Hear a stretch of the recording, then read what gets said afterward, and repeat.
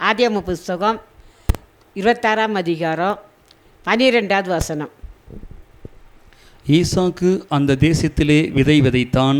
ஈசாக்கு அந்த தேசத்திலே விதை விதைத்தான். கர்த்தர் அவனை ஆசீர்வதித்ததினால் அந்த வருஷத்தில் 100 மடங்கு பலன் அடைந்தான். எத்தனை மடங்கு பலன் அடைந்தாரா?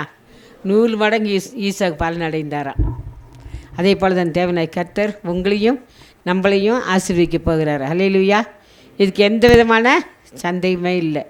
நிச்சயமாக எத்தனை மடங்கு உங்களை ஆசீர்வதிக்க போகிறாரு? 100 மடங்கு ஆசீர்வதிக்க போகிறார்.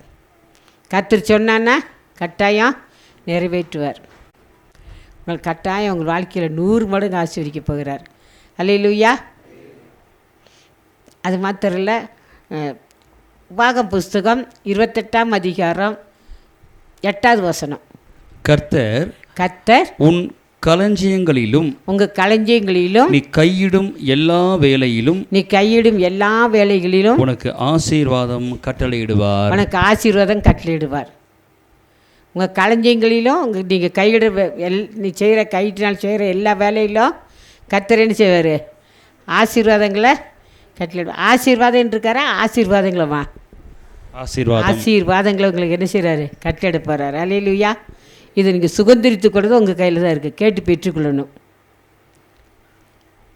உபாகம் புஸ்தகம் 15ஆம் அதிகாரம் 10வது வசனம்.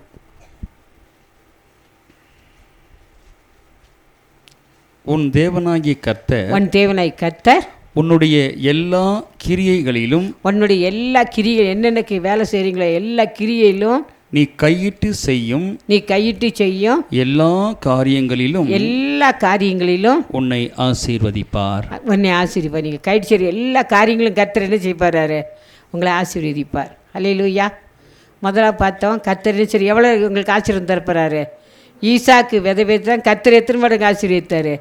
100 மடங்கு. நம்மளை எல்லாரையும் அப்படி தான் ஆசீர்வதிக்க போகிறார். அல்லேலூயா. ரெண்டாவதாக ஆதியாகம புஸ்தகம் 26ஆம் அதிகாரம் 13வது வசனம். அவன் ஐஸ்வர்யவானாகி ஈசாக்கு என்ன செய்ய? ரெண்டாவது என்ன செஞ்சார்? கர்த்தர் என்ன செய்யார்? 100 மடங்கு ஆசீர்வதித்தார். ரெண்டாவது என்ன செஞ்சாரா? ஐஸ்வர்யமாக்கினார். ஈசாக்கு எப்படி மாறினார்?